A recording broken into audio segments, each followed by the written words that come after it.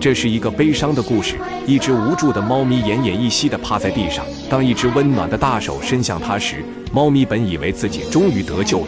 然而，意外总是让人猝不及防。漆黑的马路上，一个小巧的身形映入眼帘。当小哥走近一看，才发现这竟是一只命悬一线的猫咪。小哥认真地检查了猫咪的状况，它的情况非常糟糕，但小哥并不愿放弃。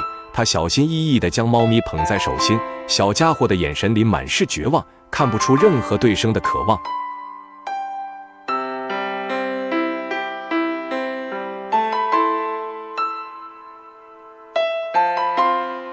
回到家后，小哥将它安置在一个小窝里，还为它打开了暖灯。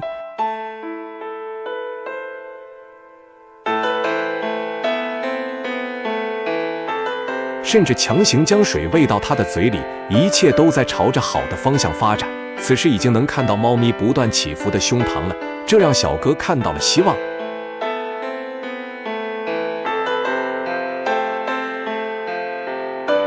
然而，现实是残酷的。第二天一早，当小哥再次来到猫咪的身边时，却再也感受不到猫咪的心跳了，泪水控制不住地从眼角滑落。小哥怀着沉痛的心情将猫咪包裹起来，接着就将它带到了后花园。小哥决定要好好安葬这只可怜的小家伙。当挖掘好坑洞后，小哥将它慢慢放入其中，并轻轻抚摸了它的身体，希望猫咪在天堂不再经受痛苦。接着，小哥将泥土慢慢覆盖在猫咪的身上，他没有说话，只是默默地向猫咪道别。